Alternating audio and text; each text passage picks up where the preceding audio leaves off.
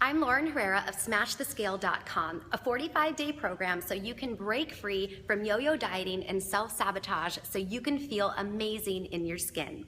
Sheila Veers and I have teamed up to bring you this very unique program you can do at your local gym or in the comfort of your own home. In this video, you'll see instructions on how to do an in-the-gym workout using barbells, kettlebells, dumbbells, and machines. Thank you so much for letting us coach you through this self-discovery journey. We can't wait to interact with you on Facebook, on our calls, and through our emails. Please feel free to reach out to us at any time.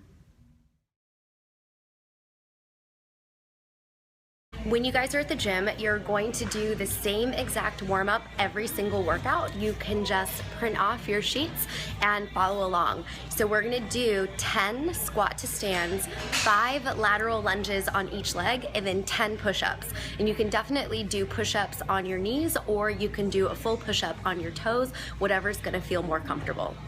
For your squat to stand, just make sure that your feet are wider than your hips and your toes are facing forward so that you actually get a stretch out of this. You're gonna bend over, so you get a hamstring stretch first. Then you're gonna drop your hips down as low as you can get and don't let your feet twist. Then reach your arms up and then stand up.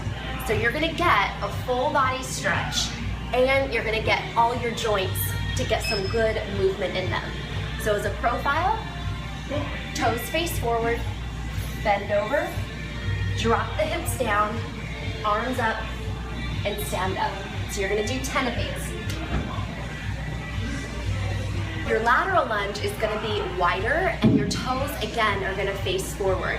You're gonna counterbalance with your arms just so that you can allow yourself to get down as low as possible to stretch the inner and outer leg and the inner and outer ankle. So you just stretch your arms forward as much as you need to so you don't feel like you're gonna fall over. And again, the profile, you wanna have a flat back and make sure that the bending just comes from the hip, the knee, and the ankle, not your back. So we'll do 5 on each side every time you work out. Your final warm-up is for your upper body, so you're gonna do a push-up. You can either go down onto your knees, push your butt forward, lift your chest up, and look at the floor about 3 feet in front of you so that your neck stays straight. You're just gonna bend your elbows, press back up. You're gonna go for 10. If you feel that you can do a full push-up, squeeze your butt really hard. Again, look at the floor about 3 feet in front of you, bend, and straighten. And now you're ready to rock and roll. Your push press setup is going to be the same as the squat, meaning that the bar is going to be set up right below your collarbone. So again, you don't strain any of your body parts while you're getting in and out of the lift. You want to be careful not to strain your wrist, and then also again in your back. So when you do this one, we're just going to go a little bit wider than our shoulders. So when you go up to the bar, you want to be able to step back from it so that you can visualize that distance that's just a little bit wider than the shoulders. You can also use a mirror if your gym has mirrors. I'll show you what I mean. So you're gonna go up to the bar and start with your arms straight. You wanna look to see what that distance is a little bit wider than your shoulders. You can also look straight ahead, and your index finger, when you're looking in the mirror, should be just right outside the edge of your shoulder. Once we're there, we're gonna go up to the bar, bend our legs to get down below the surface of it, and it's okay right now for our elbows to be pushed forward and our wrists to be bent a little bit. My legs are in a little bit of a squat position, so that now all I have to do is stand up and I'll clear the rack. Once I do that, I'm gonna step away from the rack.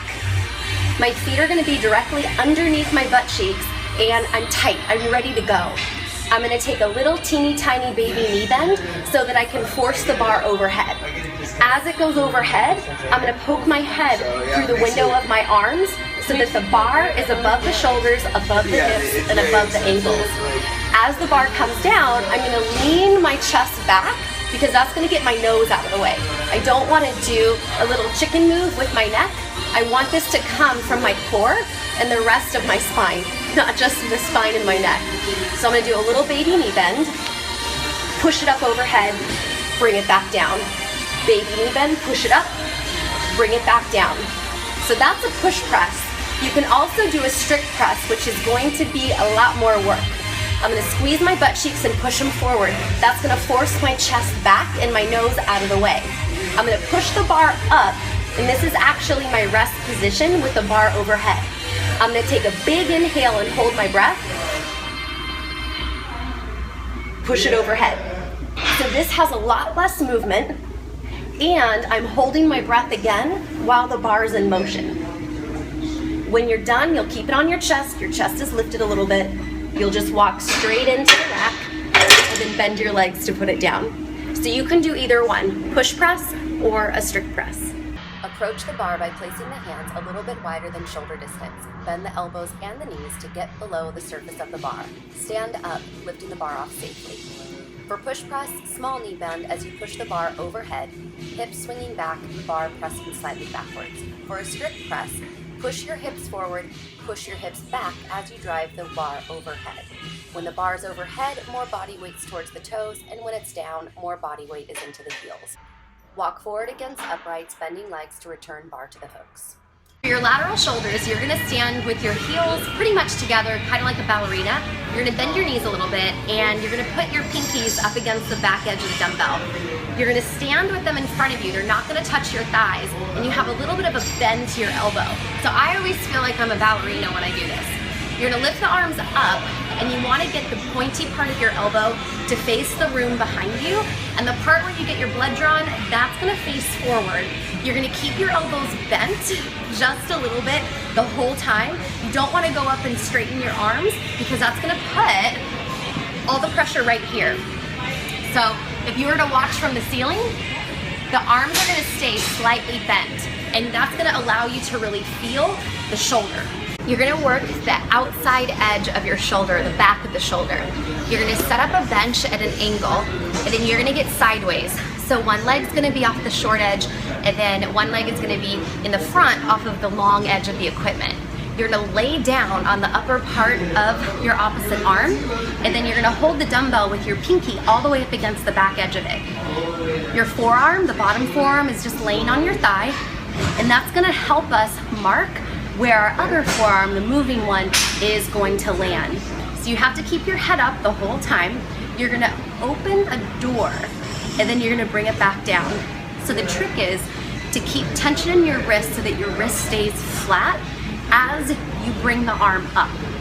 You wanna make sure that you only hit a sideways position or a lateral position. Don't push it back behind you, and don't fling the dumbbell up. You wanna feel that your elbow and your wrist stay the same for pretty much the whole move, and just the shoulder makes it move. It's gonna be difficult in the beginning to feel the arrangement of your wrist and your elbow and your shoulder, but when you hit it, you're just gonna feel like a perfect little rectangle of muscle in the back of your shoulder get the workout. There are a lot of different bars that you can use for your triceps. We're just gonna use the straight bar today. You're gonna put your thumbs with your fingers and put your hands on top. Anytime you put your thumbs with your fingers, you're gonna take tension out of your forearms and direct it directly into the muscle. So thumbs on top, I'm gonna pull the bar down so that my forearms are parallel to the floor. As I press down, I'm gonna torque and kind of twist my knuckles down to the ground.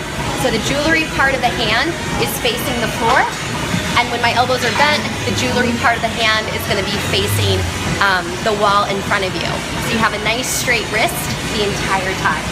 You're gonna keep your elbows bent, you're gonna keep your knees bent so that you can keep all the tension into the muscle, nothing's gonna get stuck in your back. You're gonna hit a parallel position so you got lots of tension on your tricep, and then press it down. Don't worry about aiming towards your thighs, just think about straightening the elbow. If you try to hit your thighs, this might happen. We don't wanna do that. Just straighten the elbow. Side bend, you're gonna have the leg that's closest to the ceiling on the floor in front of the leg that's laying on the ground. Your bottom hand is gonna be lined up with your hip, and you're gonna kind of be in a side lying position or a side lounging position so that you have enough room to do the exercise. You're gonna press up into a T, you're gonna push your hips up even higher, look down at your bottom hand, come back to your T position, and then go all the way down. So it'll be T, push up even higher, back to your T, and then go all the way down. Crisscross, begin on your back. Hug your knees into your chest, curl up to the base of your ribs so you can see your stomach. Keep your head up the whole time and put your hands behind your head like a prisoner. Extend your left leg and take your left elbow over to your right knee. Twist and change the legs as you twist. For an added bonus, look at your back elbow to stretch out your eyeball muscles. When you do saw, your feet are going to be wider than the mat or wider than your hips. Flex your toes up to the ceiling and put your arms out at a T.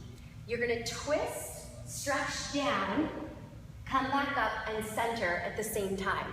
Twist, stretch down towards your toe, come back up and center.